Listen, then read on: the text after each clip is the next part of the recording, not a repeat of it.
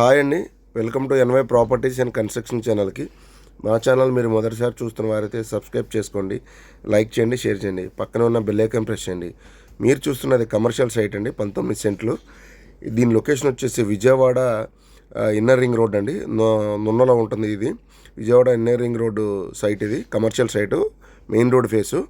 Toll గేట్కి just ఒక 100 metres. దీని కాస్ట్ వచ్చేసి సెంటు 7 లక్షలు చెప్తున్నారండి. 19 సెంట్లు, సెంటు 7 లక్షలు మాత్రమే.